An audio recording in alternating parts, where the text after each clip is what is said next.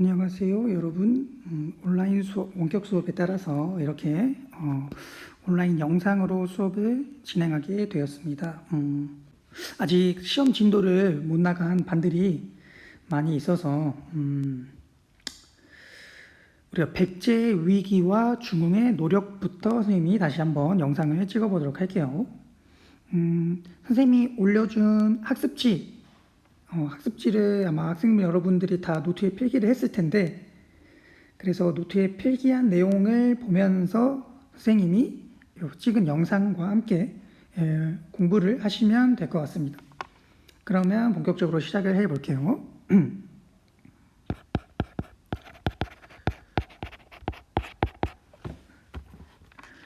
우리 백제 위기, 그 다음에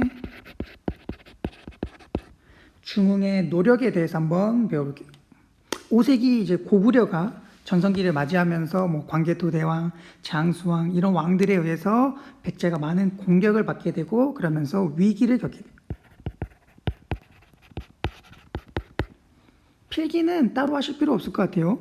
학습지에 이미 선생님이 이제 이 학습지에 올라온 학습지를 아마 노트에다 필기를 했을 것 같으니까 그냥 선생님이 찍은 영상을 보면서 노트에 조금 필요한 자료들은 조금 첨부를 하고 아니면 좀 빨간색으로 그어둘 거 이런 것들만 좀 체크를 하면 될 것 같아요. 그러면 이어서 우리가 백제 위기를 조금 살펴보면은 우리가 앞서 배웠던 내용들이죠. 고구려의 광개토 대왕의 공격을 받아서 백제는 한강 북쪽, 한강 이북 지역을 잃어버리게 되고, 이어서 광개토 대왕의 아들인 장수왕의 어떤 정책? 남하 정책의 영향을 받아서 백제의 수도였던 한성 역시 함락이 되고, 그 당시 백제의 왕이었던 계로왕이 죽음을 맞이하게 되죠. 이렇게 백제는 광개토 대왕, 장수왕의 공격으로 인해서 수도 한성이 함락이 되고 왕까지, 그 당시 왕이었던 계로왕까지 죽으면서 굉장히 큰 위기를 겪게 되죠. 백제는 일단은 수도가 함락이 됐으니까 새로운 수도로 웅진이라고 하는 곳으로 천도하게 돼요. 그래서 수도인 원래 한성에서 웅진으로 이제 수도를 옮기게 되는 거죠. 이 웅진이라고 하는 곳은 지금으로 따지면 공주, 충청도 공주 지역으로서 이 웅진으로 수도를 옮긴 왕이 바로 이제 문주왕이 되는 거예요. 이 웅진 시대, 웅진으로 수도를 옮긴 이 웅진 시대의 왕권은 어떻게 할까요? 왕권은 당연히 약해지겠죠. 여러분 생각해 보세요. 왕이 이 백제의 왕들이 밖으로 나가서 즉 고구려의 공격을 막아내기는커녕 맨날 진짜 두드려 맞고만 오고 맨날 전투만 일어나면은 그냥 계속해서 이 전쟁에서 계속해서 지는 상황이 발생을 하다 보니까 그 어떤 신하, 그 어떤 백성들이 왕을 존경하고 왕의 권위가 살아나고 그러한 것들은 당연히 없겠죠.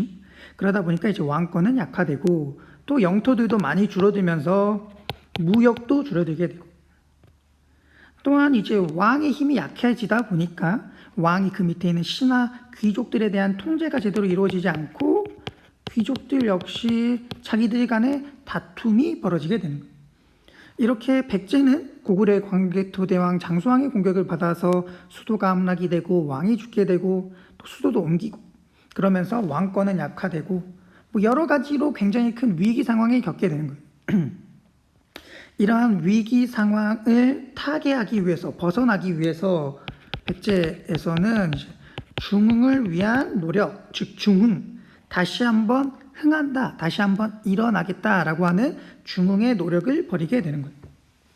이 중흥의 노력을 벌인 왕들이 여러 명들이 등장을 하게 되는데, 먼저 동성왕을 살펴보면 동성왕의 활동을 보면 먼저 신라와 혼인 동맹을 맺게 되는 거예요. 그 당시 이제 신라 귀족의 딸과 동성왕이 혼인을 맺게 되면서 동성왕은 한마디로 자신의 우방국가, 자신의 동맹국과의 이 동맹관계를 훨씬 더 철저하게 강하게 만들려는 노력을 벌이는 거예요. 백제 입장에서는 지금 신라라고 하는 우방국, 동맹국까지 사라져버리면 그야말로 이 백제의 위기는 훨씬 더 심화될 거기 때문에 하나 남은 이 동맹국은 절대로 포기할 수 없기 때문에 이제 혼인 동맹을 서로 이제 혼인을 통해서 가족이 되면서 훨씬 더 동맹을 강화시켜 나가려는 거고, 이와 함께 이 웅진이라고 하는 곳에 살던 새로운 사람들을 등용을 하게 되는 거예요. 이러한 새로운 사람들을 등용을 함으로써 기존에 자리 잡고 있던 귀족들이 견제할 수 있게 되는 거고, 또 이러한 새로운 세력들은 결국에는 동성왕이 뽑아준 거니까 자기를 뽑아주는 왕에게 이제 충성을 하게 되면서 궁극적으로는 왕권도 강화되는 모습을 볼 수 있게 된다는 거예요. 그 다음은 무령왕에 대해서 우리가 한번 살펴보겠는데, 무령왕은 요 중흥 노력에서 굉장히 중요한 왕이니까 잘 기억을 해두는 게 좋아요. 무령왕의 활동들 보면은 지방에 22개의 담로라고 하는 것을 설치를 했다라고 나오는데, 이 담로라고 하는 것은 지방의 어떤 하나의 행정구역 같은 거예요. 지방의 행정관청 같은, 지금의 뭐 시청이라던가 구청이라던가 도청이라던가 이러한 것들을 우리가 이 담로라고 볼 수 있는 거예요. 즉 지방에 22개의 시청 담로를 설치를 하고 여기에다가 이제 왕족을 파견을 하게 되는 거예요. 즉 무령왕은 자신과 친족들, 즉 자신의 말을 잘 따라주고 자신에게 충성을 하는 왕족들을 지방에 파견을 함으로써 지방 세력들과 귀족 세력들에 대한 통제를 실시를 하게 되고, 이렇게 지방 세력, 귀족 세력들의 어떤 통제가 이루어지다 보니까 자연스럽게 왕권이 강화되는 모습을 볼 수 있게 된다는 거예요. 그러면 그 다음에 이제 무령왕의 다음 활동을 보면은 중국에 있는 남조의 양이라고 하는 나라와 교류를 실시했다는 거예요. 중국 남조의 양나라. 즉 다시 한번 이제 백제가 다시 한번 일어나기 위해선 그냥 뭐 꿍꿍 웅크려 있을 수만은 없으니까 다른 나라들과의 어떤 교류, 다른 나라들과의 관계, 조금 팽창, 나라를 넓혀 나가는 거죠. 그래서 이 당시 이제 무령왕이 중국 남조의 양이라고 하는 나라와 교류를 했다는 걸 보여주는 대표적인 어떤 유물이라고 할 수 있는 게 바로 요 무령왕릉이 되겠어요. 무령왕릉. 릉이잖아요, 릉. 즉 무령왕의 무덤이다라는 소리. 그러면 이러한 무령왕의 무덤이 과연 왜 양나라와 교류하는 걸 보여주는 대표적인 유물인가를 보면은 바로 이게 이제 중국식의 벽돌 무덤의 양식을 가지고 있다는 거예요. 중국식의 벽돌식의 무덤 양식. 중국과 교류를 했기 때문에 바로 이제 우리나라에서 원래 전통적으로 가져오던 무덤이 아니라 중국과 같은 형식의 벽돌로 된 무덤을 만들게 되는 거예요. 여러분 생각해 보세요. 만약에 중국과 교류를 하지 않았더라면, 중국과 어떤 교류라든가 관계가 형성이 되지 않았더라면 왜 굳이 왕의 무덤, 그냥 일반적인 사람도 아니고 왕의 무덤을 중국식의 형식으로 만들었을까요? 그렇죠. 말이 안 되죠. 즉 그러니까 무령왕 때 중국과 교류를 활발하게 벌였기 때문에 왕의 무덤을 중국식의 벽돌 무덤으로 만들었다는 거예요. 이건 우리가 교과서 55페이지를 봐도 나와 있어요.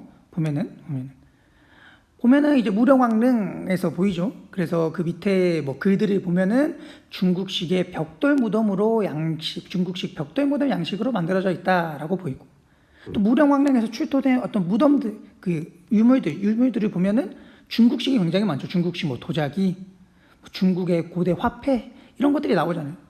과연 중국과 교류 아무런 관계가 없었는데 이런 게 나올까요? 그렇죠. 중국과의 어떤 교류와 관계가 있었기 때문에 이러한 유물들이 발견이 된다는 거예요.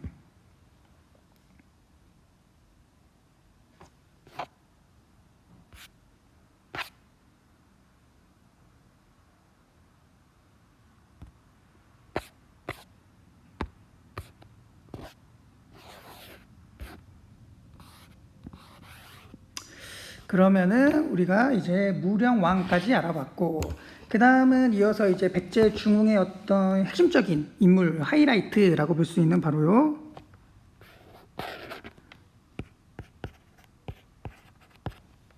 성왕에 대해서 한번 살펴보도록 할게요. 성왕에 대해서.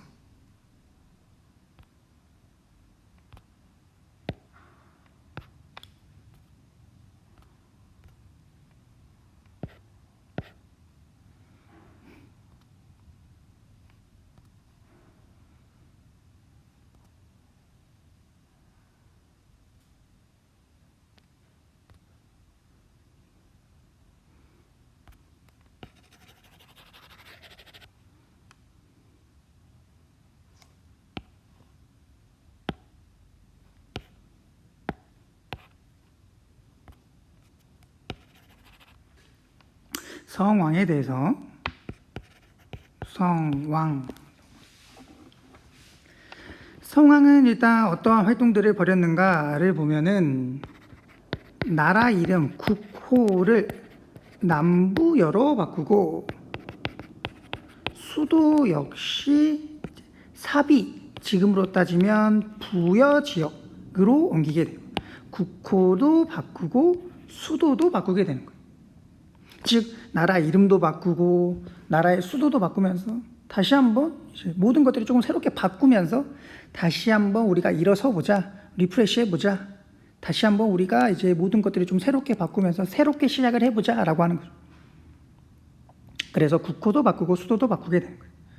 또한 여기서 이제 국호를 왜 굳이 남부여라고 해나, 남부여.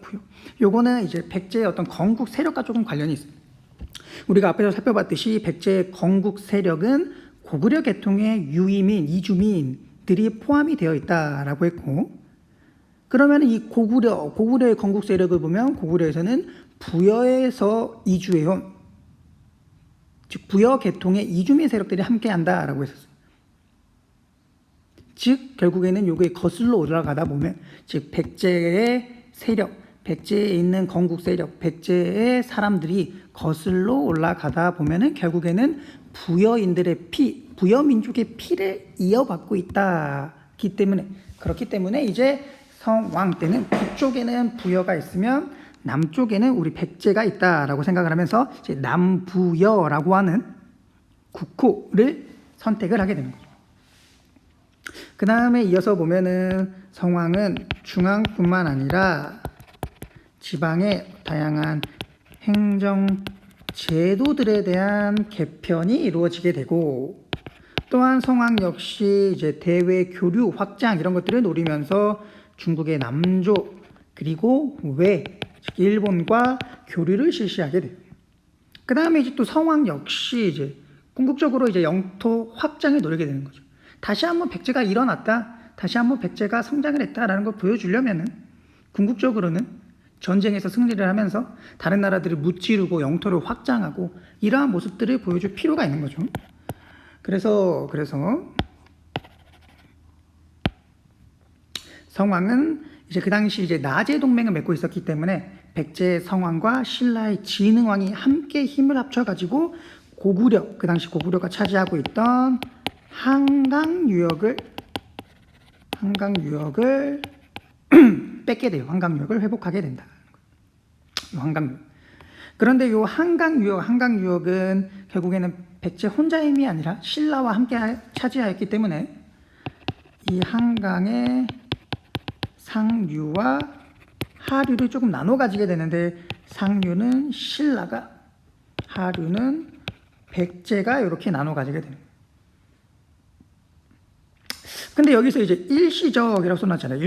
일시적이라고 하는 말은 결국에는 잠깐 동안 뭐 이런 뜻을 가지고 있으니까 결국에는 성왕은, 백제는 잠깐 한강 유역을 회복했다라고 의미 볼 수 있겠죠.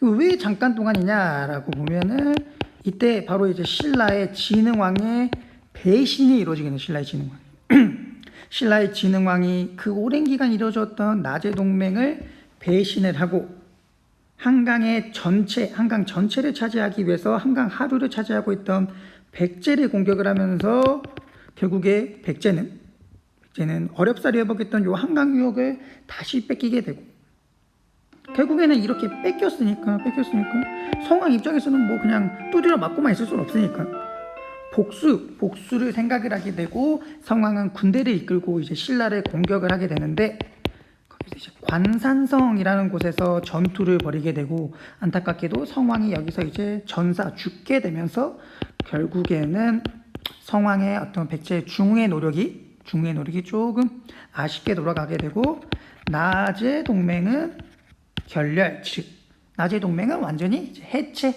동맹의 어떤 와해가 이루어지게 된다는 거예요. 여기까지가 그래서 우리가 동성왕, 무령왕, 성왕까지 알아보면서 과연 백제가 5세기 어떤 고구려 공격을 받은 그 위기에서 벗어나기 위해서 어떠한 활동들을 벌였나라고 쭉 살펴봤고, 그 다음은 이어서 우리가 한번 살펴보면은, 그 다음은 참고로 우리가 또 살펴볼 게, 우리가 앞서 백제를 쭉 살펴보면서 조금 특이했던 점이 바로 이제 수도를 여러 번 옮기는 모습들을 볼 수 있어요. 그래서 백제가 수도를 옮기는, 변천의 어떤 과정을 조금 간략하게 살펴보면은, 초기의 백제는 한성이었죠. 그렇죠. 한강 유역에 있던 한성을 수도로 삼아서 백제가 건국이 되었다가, 여기서 이제 옮기는 게 바로 이제 옹진으로, 우리가 앞서 봤듯이 지금의 공주 지역, 문주왕 때 옮긴다라고 했었죠. 즉 장수왕의 남진 정책, 남하 정책으로 인해서 계로왕이 고구려의 공격을 받게 되고, 그러면서 이제 백제의 수도였던 한성이 함락이 되고 계로왕은 죽음을 맞게 되고, 계로왕의 아들이었던 바로 이 문주왕이 옹진이라고 하는 곳으로 옮기게 되는 거고, 그 다음에 어디로 옮기죠? 그 다음에는 사비라고 하는 지역으로, 지금의 부여 지역, 성왕 때 옮긴다라고 했어요. 성왕 때 옮긴다. 그래서 한성에서 옹진에서 사비로 수도를 옮기게 된다. 요거는 우리가 교과서 54페이지 보면은 조그마한 지도가 나요. 54페이지. 교과서 54페이지 보면 조그만 지도가 나오는데, 거기 보면은 백제가 수도를 변천, 이전하는 과정이 이렇게 쭉 화살표를 통해서 지도에 남아 있어요. 그래서 한성에서 옹진에서 사비로. 한성에서 이제 웅진으로 옮기게 되는데, 웅진이라고 하는 어떤 지역의 특성, 지리적 특성을 보면 주변에 산이 많고 조금 사람들이 지나다니기 조금 험난한 지형으로 되어 있어요. 주변.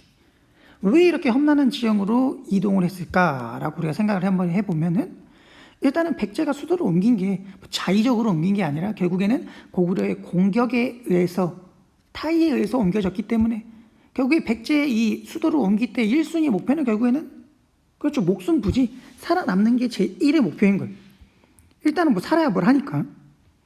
그래서 이제 조금 적들의 침입이 어려운, 산으로 조금 둘러싸인 이렇게 험난한 지형으로 이동을 하게 되는 거고, 그 다음에 이제 성왕이 사비로 수도를 옮긴 것은, 원래 이제 또 계속해서 이제 어디 산 속에 틀어박혀 가지고 방어만 하고 있으면 나라가 발전하는 데는 아무런 큰 도움이 안 되니까, 성왕은 백제라고 하는 나라를 훨씬 더 키우고 발전시키고 다시 한번 일으키기 위해서 부여라고 하는 훨씬 더 이제 평야지대, 그리고 강을 끼고 있으면서 훨씬 더 넓은 지역으로, 팽창할 수 있는 지역으로, 다른 지역과 교류할 수 있는 지역으로 옮기게 되는 거예요.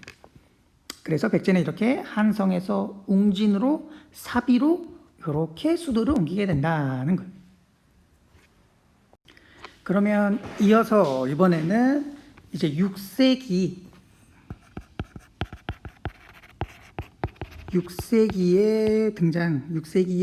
전성기를 이룩하게 되는 바로 이 신라의 발전에 대해서 한번 배워볼게요. 신라는 이제 6세기부터 훨씬 더 이제 두각을 조금 드러내면서 6세기의 이제 최전성기를 맞이하게 되는데, 과연 이제 어떤 왕들을 거치면서 그 왕들이 어떠한 활동들을 벌이면서 신라가 발전을 하게 되고 궁극적으로 전성기를 맞이하게 되는지. 먼저 우리가 지증왕부터 살펴보면은, 지증왕은 국호 나라 이름을 신라라고 바꾸고 왕호 왕을 부르는 호칭을 이제 왕이라고 부르게 되는 거예요. 국호를 신라로 왕호를 왕으로. 우리가 이전에 얘기했듯이 신라라고 하는 나라는 처음부터 뭐 신라라고 불려진 게 아니라 신라라는 이름도 있었고 서라벌이라고 하는 이름, 계림이라고 하는 이름, 사로국이라고 하는 이름, 다양한 이름들로 불렸었는데 이제 진흥왕 때야 비로소 국호를 이제 신라 딱 하나로서 신라라고 하는 이름으로 확정을 짓게 되는 거예요. 그 다음에 왕을 부르는 호칭도 우리가 앞서 살펴봤듯이 신라는 왕을 부르는 호칭이 변화된다라고 했었죠.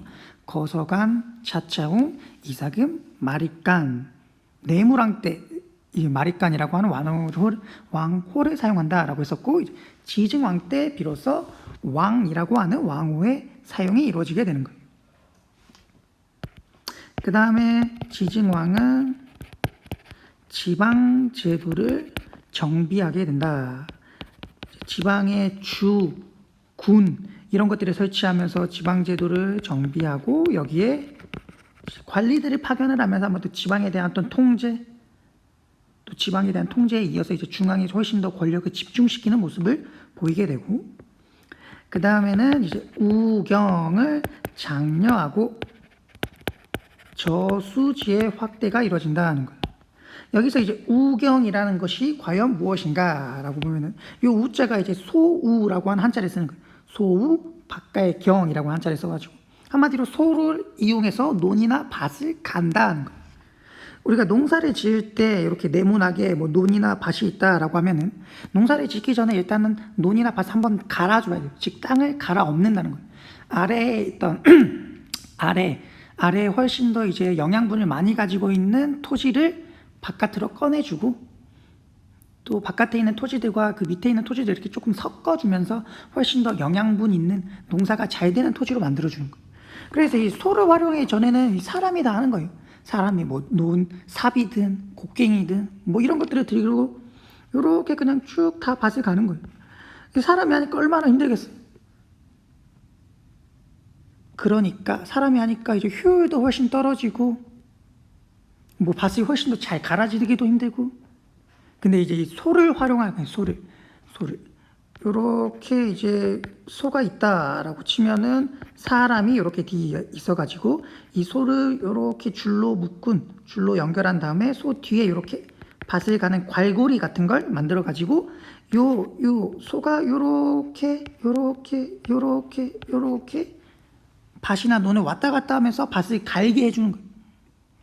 소가 사람보다 훨씬 더 힘도 세고 훨씬 더 지속력도 강하고 훨씬 더 효율적으로 이렇게 논이나 밭을 갈 수 있기 때문에 그렇지 우경을 사용함으로써 소를 활용해서 논이나 밭을 감으로써 그렇지 농업이 훨씬 더 효율적이고 훨씬 더 발달할 수 있게 되는 거죠. 그 다음에는 요 저수지의 확대가 이루어진다. 그 다음에 저수지의 확대가 이루어지게 되는데 저수지라고 하는 것은 뭐 많은 학생들이 잘 알고 있겠지만 바로 물을 저장, 보관해 놓는 곳이에요. 즉 논 주변에 물을 보관해 놓는 곳을 우리가 바로 저수지라고 하죠. 이 저수지를 확대한다라고 하는 건 결국에는 이제 이 농사라는 것도 뭐 식물을 기르는 거니까 물이 거의 뭐 필수적으로 필요하게 되는 거죠. 여러분들도 뭐 식물 한 번씩 다 길러봤을 것 같은데 무슨 이제 물 주는 게 정기적으로 시간대마다 물 주는 게 굉장히 중요하잖아요. 즉 농사라는 것도 결국에는 식물을 기르는 거니까 물이 필수적이다 이 말이에요. 근데 이 광활한 넓은 크기의 이제 논에서 벼를 키우는데 가뭄이 들어버리면은 물이 부족하게 되고 물이 부족하면은 이 식물이 자랄 수 없게 되니까 결국에는 농사가 망치게 되잖아요. 이러한 것들에 대비하기 위해서, 이러한 것들을 방비하기 위해서 결국에는 논 주변에 이렇게 물을 저장을 해 놓는 거예요. 가뭄 이런 것들에 대비하기 위해서. 그러면은 농사를 훨씬 더 안정적으로 망할 일 없이 지을 수 있겠죠. 이렇게 이 당시에 우경 장려, 저수지 확대 이런 것들을 통해서 농업이 발달하고 농업의 어떤 생산력도 증가가 이루어지게 되는 거죠. 그 다음에 지증왕은 이제 우상국의 정복을 이뤄내게 된다라고 하는데, 이 우상구 뭐 들어본 친구들도 있을 텐데 바로 지금의 이제 울릉도 독도 지역을 뜻하는 게 되죠. 지금의 이제 울릉도 지역에는 원래 이제 우산국이라고 하는 따로 어떤 독립된 나라가 있었던 거예요. 이 나라를 신라의 지증왕이 정복을 하면서 울릉도와 독도가 우리의 영토, 우리 민족, 우리 역사의 영토로 편입이 되는 거죠. 우리가 잘 알고 있듯이 뭐 독도는 우리 땅, 독도는 우리 땅 하는데 과연 독도가 언제부터 우리 땅이었냐? 이때부터 이제 우리 땅이 되는 거예요. 바로 요 신라의 지증왕 때 우상국의 정복이 이루어지면서 독도, 울릉도가 우리의 영토로 편입이 된다는 거. 그 다음에 이어서 등장을 한 왕이 바로 법흥왕이 되겠어요. 법흥왕이 했던 일들을 우리가 살펴보면 골품제 정비가 이루어지게 된다. 골품제. 요 골품제는 우리가 이따 조금 더 자세하게 살펴볼 건데 신라의 신분제도다라고 생각하면 돼요. 즉 법흥왕 때 신라의 신분제도인 요 골품제가 훨씬 더 정비가 이루어졌다는 거고, 이때는 관등을 17개로 나누고 이에 따라 관복, 즉 관등에 따라 입을 수 있는 복장도 제정을 하게 되고, 그 다음에는 상대등이라고 하는 귀족들의 어떤 대표를 뽑게 되는 거예요. 상대등의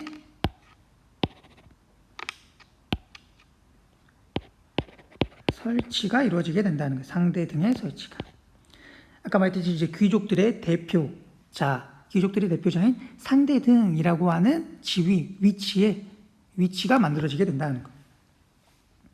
그 다음에는 병부를 설치를 하게 되는데, 요 병부는 말 그대로 이제 병사, 즉 군사적인 업무를 담당하는 부서가 되는 거예요. 지금으로 따지면 뭐 국방부 같이. 법흥왕은 이렇게 병부를 설치를 하면서 군사권도 장악을 하게 되고,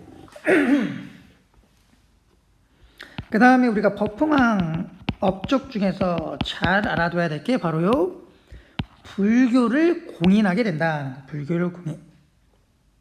법흥왕은 뭐 불교라고 하는 것이 우리가 앞서 살펴봤듯이 왕권 강화라든가 국민들의 어떤 정신적인 단합, 통일이라든가 국가를 다스리고 왕의 힘을 강화시키는데 굉장히 큰 이점이 있기 때문에 당연히 불교를 받아들이고 불교를 국가적인 종교로서 공인하고 싶어 했는데, 이때 이제 귀족들이 많은 반대가 있었던 거예요. 뭐 귀족들 입장에서는 당연히 불교가 받아들여지면서 왕권이 강화되면 뭐 자기들한테 좋을 게 하나도 없고, 뭐 귀족들은 그 당시 이제 불교 이전에 가지고 있던 어떤 민족적인 토속적인 신앙들도 가지고 있었기 때문에 불교를 거부하고 있었어요. 그런데 법흥왕이 이러한 귀족들의 반대를 무릅쓰고 어떻게 불교를 공인하느냐, 여기에 큰 역할을 한 인물이 바로 이차돈이라고 하는 인물의 순교가 되는 거예요. 이차돈이라고 하는 인물의 순교. 순교라고 하는 것은 종교를 위해서 자신의 목숨을 바치는 것, 이런 것들을 우리가 순교라고 하는데, 바로 이차돈이 이 당시 신라에서 불교가 국가적 종교로 공인되는데 큰 역할을 했다. 자신의 목숨을 바치면서 큰 역할을 했다는 거예요.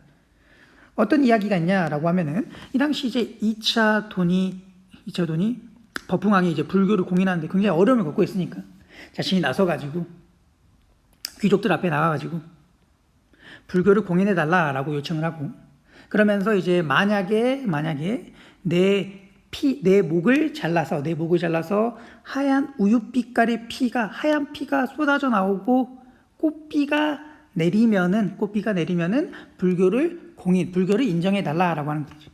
즉 나의 목을 쳐서 하얀색 우윳빛깔의 어떤 피가 쏟아져 오고 하늘에서 꽃비가 내리게 될 거다. 그러면은 이 불교를 인정해 달라라고. 그래서 실제로 이 이차돈의 목을 치니까 진짜 뭐 하얀색 우윳빛깔의 피가 막 쏟아져 나오게 되고 하늘에서 막 꽃비가 내리는 거예요. 귀족들은 이거 보면서 어떻게 생각했어? 이거 진짜다. 이거 진짜다. 당연히 안 믿었겠어. 근데 이 하얀색 우윳빛깔의 피가 쏟아져 나오고 하늘에서 꽃비가 엄청 쏟아져 내리니까 이 불교라고 하는 것이 굉장히 영험한 힘을 가지고 있구나. 불교를 반드시 이제 종교로 받아들여야겠다. 뭐 이러한 생각들이 당연히 가지게 되겠고 불교의 공인이 이루어지게 되는 거죠. 그 다음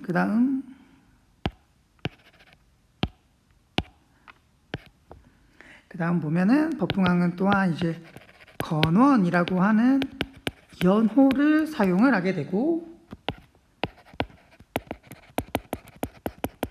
금관가야의 병합을 이뤄내게 돼요. 그 당시 이제 가야는 여러 나라들로 이루어진 이 당시 연맹왕국의 형태였었는데 그 중에서도 금관가야라고 하는 나라를 법흥왕 때 신라의 영토로서 만들게 되는 거예요. 그 다음 이어서 이 법흥왕에 이어서 우리가 살펴볼 왕이 이제 진흥왕이 되겠어요. 진흥왕.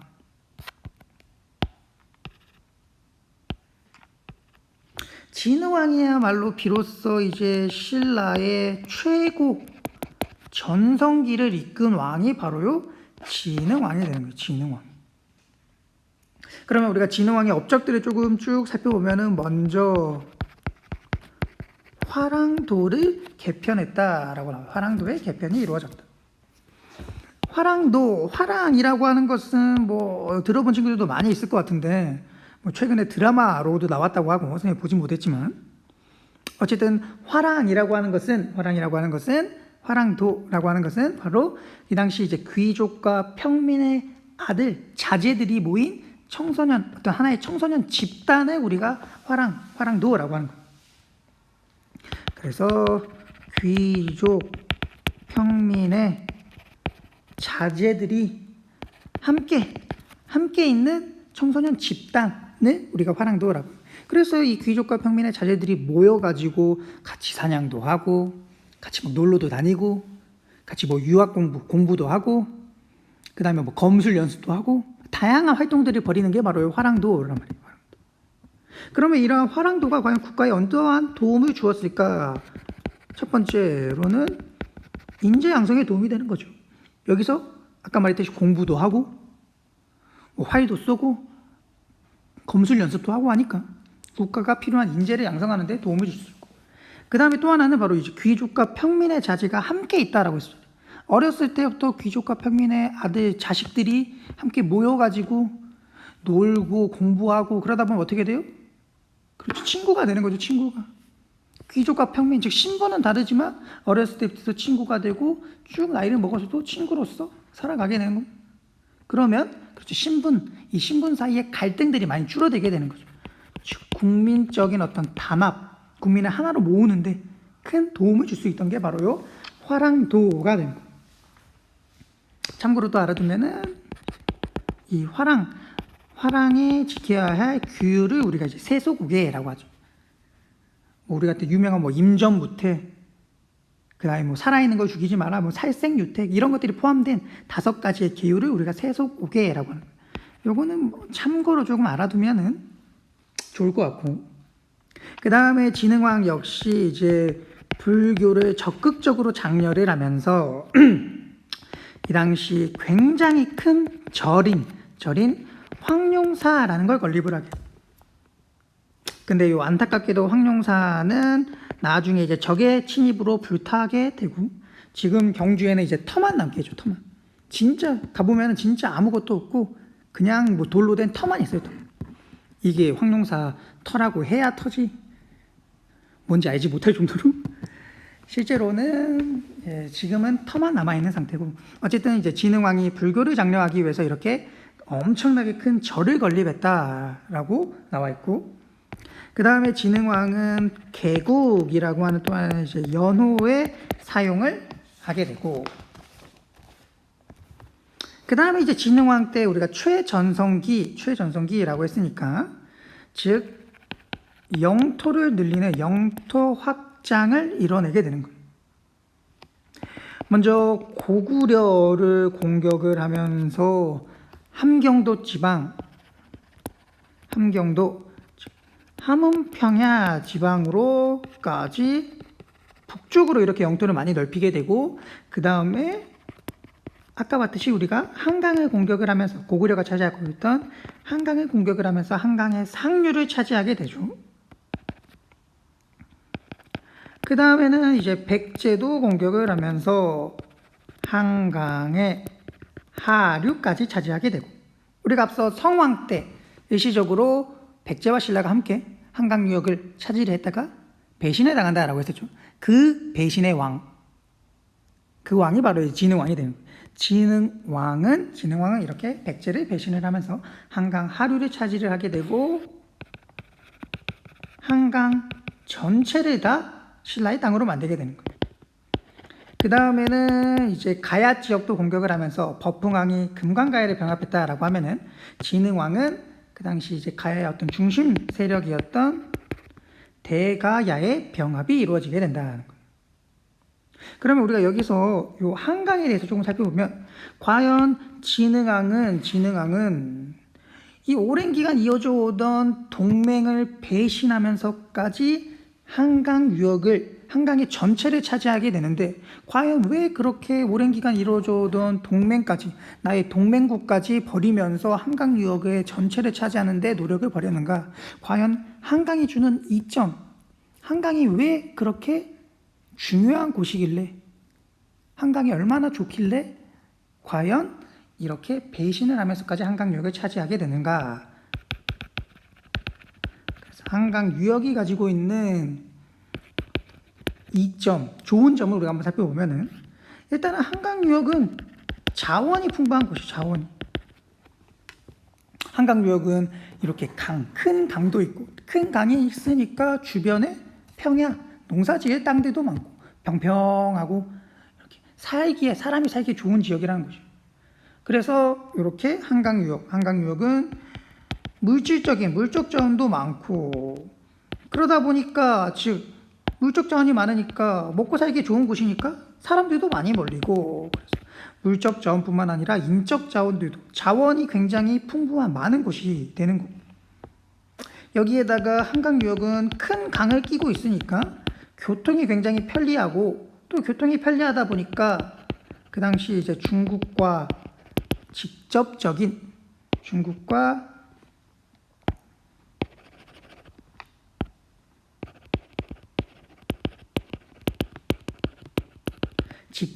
교류를 벌일 수 있었다는 거예요.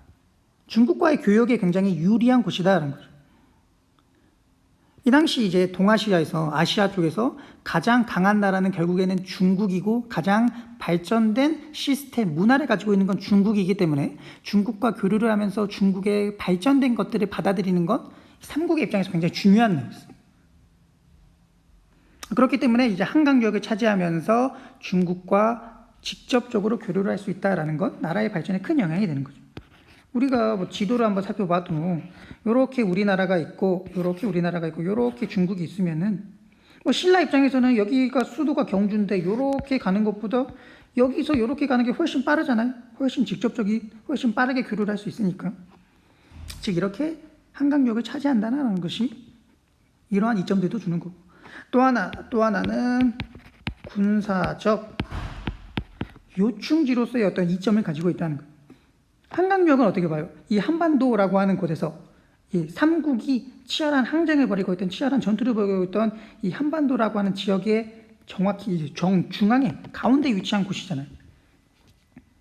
즉 이 가운데를 누가 먹느냐, 누가 차지하느냐, 이 가운데라고 하는 이 가운데 지역이 결국에는, 그렇죠, 한반도의 어떤 정세를 좌지우지하는데 굉장히 유리한 지역이 되는 거죠. 결국에는 이 가운데를 차지를 해야 이렇게 뭐 여기도 가고 쭉쭉 뻗어 나갈 수 있고, 또 가운데를 차지해야 이 한반도 전체를 바라보고 전체를 차지하는 데 굉장히 큰 도움이 되니까. 알겠죠, 여러분? 그래서 한강 유역의 이점은 이렇게, 요 정도, 우리가 세 가지 정도로 우리가 좀 정리를 해볼 수 있다는 거. 자원도 풍부하고, 교통도 편리하고, 중국과 이렇게 직접적인 교류가 가능하고, 그 다음에 군사적, 한반도의 중앙에 위치하면서 군사적으로 굉장히 중요한 지역이었다.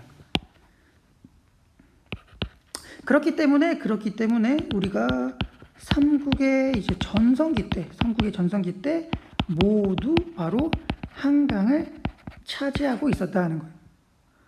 한강을 차지하고 있었다.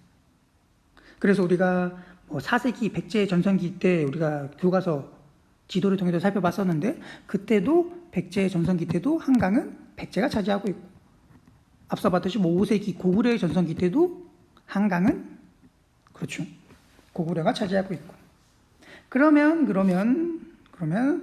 요 신라의 전성기에 우리가 지도를 한번 살펴봐요. 지도를 신라의 전성기의 지도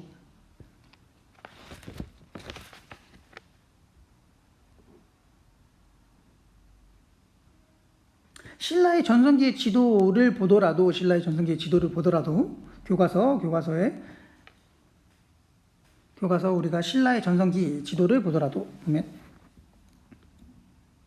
그렇죠. 한강유역은 누가 차지하고 있어요?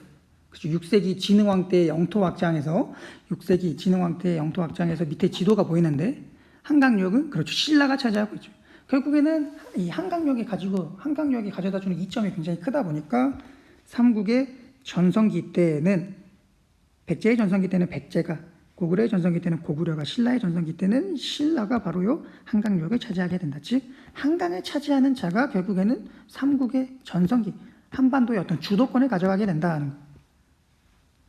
그 다음에 우리가 그 교과서 보면은 비석들 나오죠. 비석들.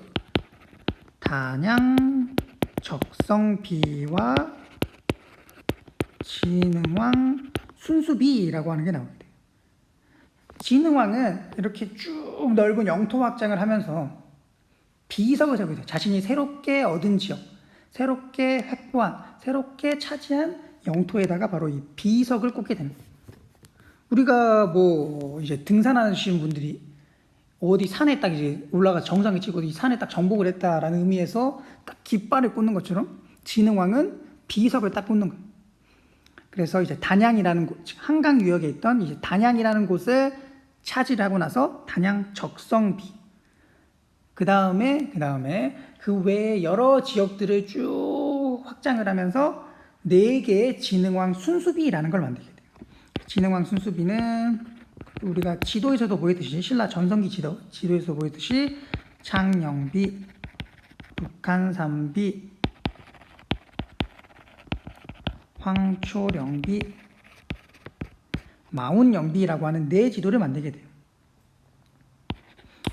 그림을 조금 그려보면은 요 정도의 이제 창녕비 있고 요렇게 이제 지금 북한산 있는 곳에 북한산비 있고 요 정도의 이제 황초령비, 마운영비 있고 즉 진흥왕이 순수라고 하는 말은 이제 왕이 자신이 이렇게 영토를 쭉 자기가 직접 이렇게 돌아보는 걸 이제 순수라고 하는데 즉 진흥왕은 자신이 확장한 영토, 자신이 새롭게 획득한 영토를 쭉 돌아보면서 아, 이 땅 내 땅이다. 여기가 드디어 이 지역을 드디어 내가 차지했구나라고 기념하기 위해서 바로 이 비석들을 세우게 돼요. 그래서 진흥왕은 단양 적성비, 진흥왕 순수비 이렇게 비석들을 세우게 된다. 여기서 주의할 점은 이 단양 적성비와 진흥왕 순수비는 다르다는 거예요. 다르다. 즉 단양 적성비가 진흥왕 순수비 안에 포함이 되지 않는다는 소리. 뭐 예를 들어서 단양 적성비가 진흥왕 순수비 안에 포함된다라는 뭐 문제 이런 것들이 나오면 당연히 틀린 말이 되는 거죠. 단양 적성비와 진흥왕 순수비는 다른 비석이다.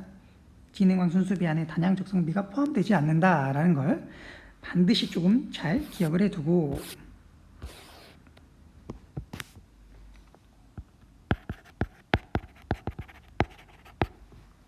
그 다음은 우리가 이제 골품제에 대해서 우리가 한번 살펴보도록 할게요. 골품제.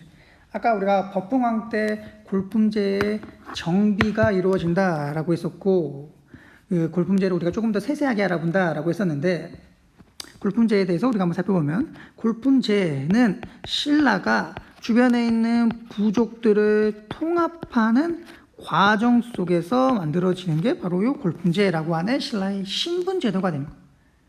신라가 이렇게 있고 주변에 크고 작은 부족들이 있는데 신라는 이 주변에 있는 이제 부족들을 잡아먹으면서 병합을 하면서 이러한 주변에 있는 부족들이 무너뜨리면서 쭉쭉 확장을 하게 되는데 이렇게 부족들을 신라 안으로 통합시키는 과정 속에서 바로 이 신분제도 골품제가 만들어지는 거예요.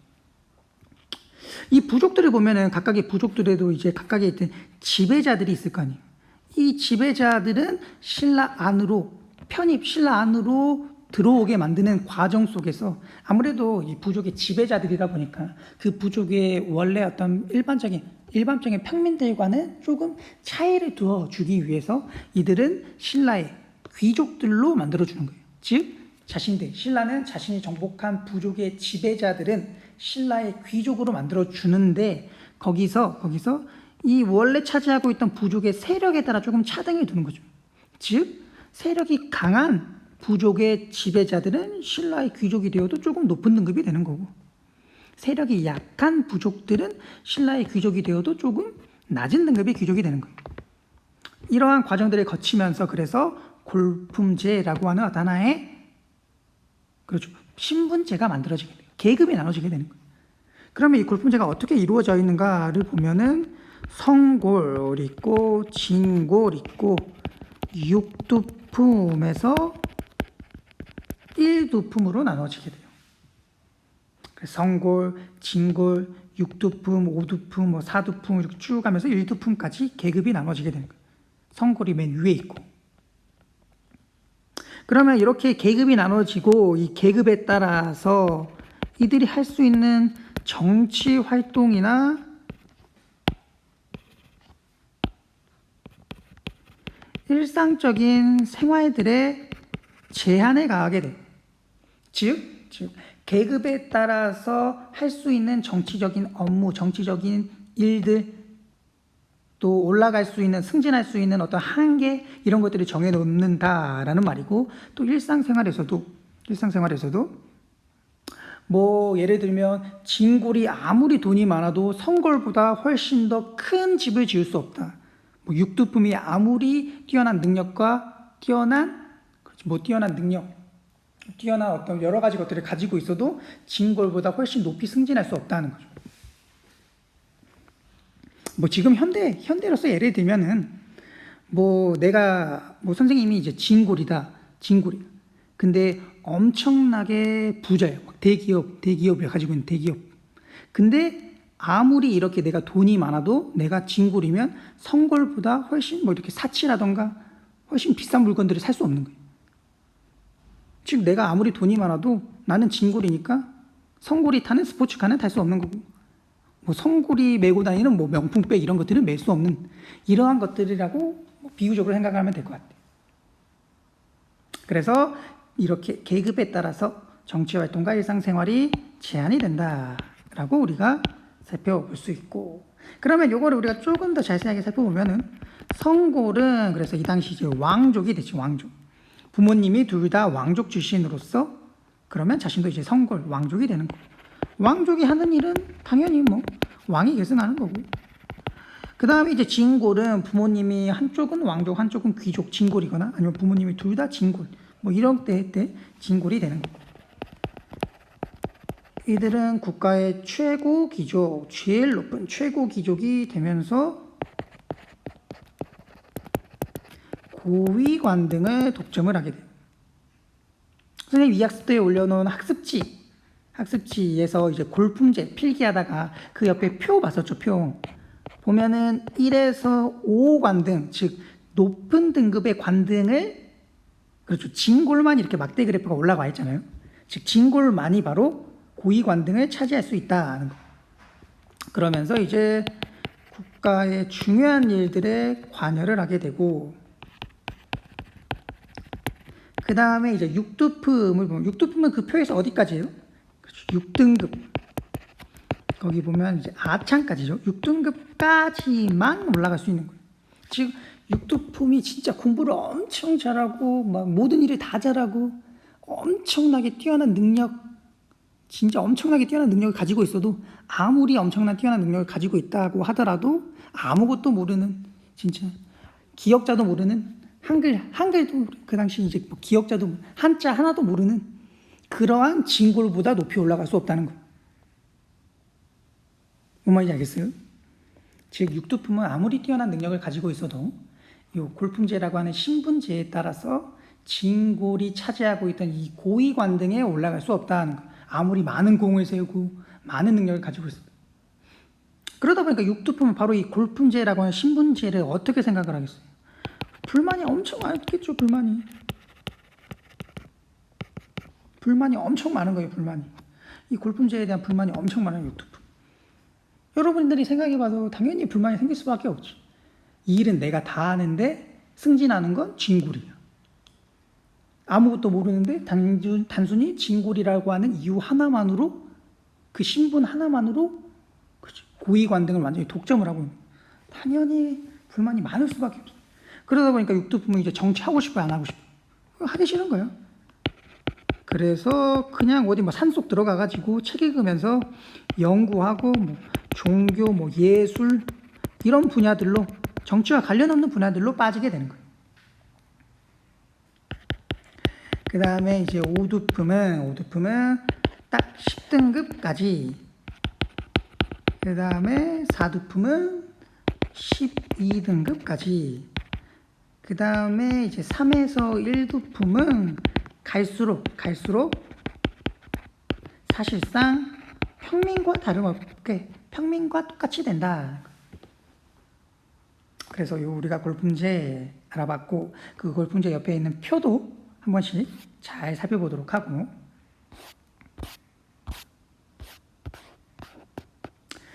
그 다음은 우리가 이어서 이젠 가야연맹에 대해서 한번 살펴보도록 할게요. 이 삼국시대 고구려 백제 신라가 한반도에 놓고 다투던 요 삼국시대에 약간 요 백제와 신라 사이에 작게 존재하고 있던 나라가 바로 요 가야라고 하는 나라예요. 가야는 여기 가야 연맹에서 볼 수 있듯이 바로 연맹왕국, 즉 여러 부족, 여러 국가들이 하나로 힘을 합친 연맹왕국의 형태였었는데, 가야가 먼저 어떻게 건국이 되었나를 보면은, 가야는 요 낙동강 유역에서 등장을 하게 되죠. 그래서 지도를 보면은 여기에 백제 신라 있으면 여기 사이에 이제 가야가 있잖아요. 낙동강이 이렇게 흐르니까 이 낙동강 유역에서 나타난 게 가야가 되는 거고, 그 다음에 변안의 소국들의 연합을 통해서 만들어졌다는 거죠. 우리가 부여, 고구려, 옥저, 동해, 마한, 변안, 진안, 요 삼한, 요 시대, 초기 철기 시대 배울 때 부여, 고구려, 옥저, 동해, 마한, 진안, 여기가 변안이었죠. 즉 변안 지역에 있던 이 변안의 소국들이 하나로 연합을 하면서 만들어진 게 바로요 가야다. 그래서 낙동강 유역에서 변안의 소국들의 연합으로 만들어진 게 바로요 가야 연맹이 된 거예요. 그러면 가야 연맹 우리가 이제 발전을 한번 살펴보면은, 가야는 우리가 전기 후기로 조금 나눠볼 수 있어요. 가야의 전기를 보면, 가야는 우리가 연맹왕국이라고 했어요. 즉 연맹왕국은 여러 국가들이 연합을 하게 되는 거고, 그 중에서도 가장 강한 세력을 가진 나라가 존재를 하겠죠. 그 나라가 바로 이제 가야, 금강가야가 됩니다. 그래서 가야는 전기에는 이 금강가야라고 하는 나라가 금강가야라고 하는 요 세력, 나라가 중심이 되어서 모인 게 바로요 전기가야가 되는 거예요. 요 전기가야 연맹에 주도했던 게 바로 금강가야가 되고, 이 금강가야는 지금의 이제 김해 지역이 되고, 지금의 김해 지역에 존재를 하고 있고, 또 여기 강이 흐르는 지역이고, 그러다 보면 옆에 평야도 있고, 벼농사가 발달한 곳이고, 우리가 변안 배울 때 변안은 뭐가 풍부한 곳? 즉 철이 풍부한 곳이다 라고 했었죠. 철이 풍부하고, 또 변안은 이 철을 가지고 주변의 나라들과 교역을 한다 라고 했었잖아요. 그래서 해상교역이 발달한 곳이 되는 거예요. 즉 가야는 농사 잘 되고 철도 많아서, 철이 풍부해서 이 철을 가지고 해상교역도 많이 하는 이러한 나라였다는 거. 그런데 금강가야 중심의 가야가 하나의 큰 위기를 맞게 되는데, 요거는 우리가 앞서 살펴봤던데 어떠한 위기를 겪게 되냐, 즉 우리가 광개토대왕 때 살펴봤는데, 고구려의 광개토 대왕이 바로 이 금강가야를 공격을 하면서 금강가야가 우리가 쇠퇴하게 된다라고 배웠었죠. 요 우리가 굉장히 중요한 사건이다라고 했었는데, 그렇죠. 즉 우리가 이제 신라 내무랑 때 가야와 외가 연합을 해서 신라를 공격을 하게 되고 신라 내물왕이 고구려 광개토대왕에게 도움을 요청을 하게 되고 광개토대왕이 그 요청을 받아들여 가지고 그렇죠, 군대를 보내서 왜군을 물리치고 거기에 나아가서 가야까지 즉 금강가야까지 공격을 한다라고 했었죠. 그 공격을 받아서 이제 금강가야는 쇠퇴의 길을 걷게 되고 결과적으로는 이제 후기로 넘어가면서 이 후기에는 대가야라고 하는 나라가 가야를 주도하게 된다는 거예요. 그러면 이 대가야는 지금의 고령 지역에 있으면서 그 대가야 역시 이러한 활동들을 벌이면서 발전하고 먹고 살아가는 거예요. 농사 짓고 철 만들어내면서 철로 교역하고. 그러면 우리가 이어서 다시 한번 해보면은 가야는 낙동강 유역의 건국이 돼서 변환의 소국들의 연합으로 만들어진 나라이다 라고 배웠고, 전기에는 금강가야가 중심이 되어서 지금의 김해 지역의 금강가야가 중심이 되어서 만들어졌다. 그런데 이 금강가야가 고구려 광개토대왕의 공격으로 쇠퇴를 하면서 가야의 어떤 중심 세력이 후기에는 대가야로 변하게 되었다. 지금의 고령 지역의 대가야로 변하게 되었다라고 우리가 살펴봤었죠. 그러면은 이런 가야가 과연 어떻게 멸망을 하게 됐을까를 우리가 한번 살펴보도록 하면은, 이거는 우리가 앞서 봤던 내용들이 대부분 포함이 되어 있는데, 금강가야는 우리가 앞서 신라의 어떤 왕 때? 법흥왕 때, 법흥왕에 의해서 멸망을 하게 됐다라고 했었고, 대가야는 신라의 진흥왕 때, 진흥왕에 의해서 우리가 멸망을 하게 되었다라고 했었죠. 그래서 금강가야는 법흥왕, 대가야는 진흥왕 때 멸망을 하게 되는 거. 그래서 결과적으로 우리가 종합해서 봤을 때 가야는 주변에 있던 신라, 백제 이런 나라들의 압박, 공격 여기에다가 플러스를 해가지고 이 소국들의 어떤 통합이 이루어지지 않으면서 결과적으로 멸망을 하게 된다. 즉 가야는 중앙 집권 국가로서 발전하지 못한 상태의 연맹왕국의 형태로 우리가 멸망을 하게 된다는 거예요. 우리가 앞서 뭐 고구려, 백제, 신라 배우기 전에 국가의 어떤 발달 단계, 고대 국가의 발달 단계로서 연맹왕국, 우리가 그림 그리면서 배워봤었죠. 연맹왕국, 그 다음에 중앙집권국가 배워봤었죠. 그래서 연맹왕국의 단계에 있던 나라들이 불교 수용이라던가 율령 반포라던가 뭐 영토 확장, 왕위의 부자 상승 뭐 이러한 활동들을 벌이면서 왕권을 강화하고 권력을 중앙에 집중시키면서 훨씬 더 발전된 국가, 강력한 국가인 중앙집권 국가로 발전 나아가게 된다라고 했었죠. 즉 가야는 그렇게 발전을 하지 못하고 중앙집권 국가로 발전하지 못하고 연맹왕국에 머무는 거예요. 그래서 우리가 중앙집권 국가 배울 때도 고구려, 백제, 신라 이 세 나라만이 그렇죠, 중앙집권 국가로 발전한다라고 했었죠. 가야는 이렇게 결국에는 중앙집권 국가로 발전하지 못하고 즉 소국들의 통합이 이루어지지 못하고 주변의 나라들의 공격을 받으면서 멸망의 길을 걷게 된다는 거예요. 그러면 우리가 이제 가야의 좀 문화에 대해서 또 간략하게 살펴보면, 가야에서는 토기와 함께 철이 유명하다라고 했으니까 토기와 함께 철기 문화가 발전을 하게 돼요. 이전에 우리가 요거 하기 전에 우리가 가야의 발전과 관련해서 교과서 60페이지의 지도를 한번 살펴보자요. 60페이지 아래쪽 보면은 작은 지도 나오는데 보면은 가야의 지도가 나오죠. 그래서 색깔이 좀 나눠져 있잖아요. 정기가야 연맹과 후기가야 연맹으로.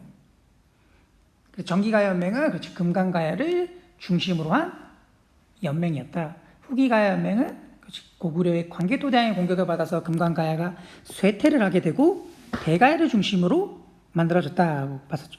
그래서 금강가야는 그 지도상에서 봐도 김해 지역에 있고 화살표가 어디로? 대가야, 지금의 고령지와 대가야로 이동을 하게 됐다는 거예요. 중심 세력이 금강가야에서 대가야로 이동을 했다는 거예요. 그 지도도 우리가 중요하니까 잘 봐두고. 그다음 이어서 우리가 문화를 조금 살펴보면은, 그래서 가야에서는 토기, 철기 문화 이런 것들이 발달을 하게 되고, 특히나 가야의 토기는 뭐 외에도 많은 전파가 이루어지게 되고 영향을 주게 되고, 또 가야의 문화는 신라 그리고 외에 많은 전파가 이루어지게 돼요. 앞서 봤듯이 토기 이런 것들이 외에 많은 영향을 끼치게 되고, 뭐 신라에 끼치는 영향을 보면은 뭐 가야금 같은 게 좀 대표적이죠. 가야. 즉 가야에 있던 이제 우르기라고 하는 음악가가 신라에 가서 가야금 이런 것들을 만들면서 이제 명칭이 가야금 이런 식으로 붙여지게 돼요. 그래서 가야는 이렇게 문화들이 발전을 하면서 신라 외에 전파가 이루어졌다는 거예요. 이렇게 해서 그러면 우리가 이제 가야에 대해서 살펴봤고, 그러면 우리가 이렇게 해서 이제 고구려, 백제, 신라의 건국, 성장, 발전, 전성기, 그 다음에 가야까지 살펴봤고, 여기에 우리가 조금 참고를 해서 고구려, 백제 이 3국, 고구려, 백제, 신라 3국의 귀족 회의에 대해서 한번 살펴보도록 할게요. 고구려,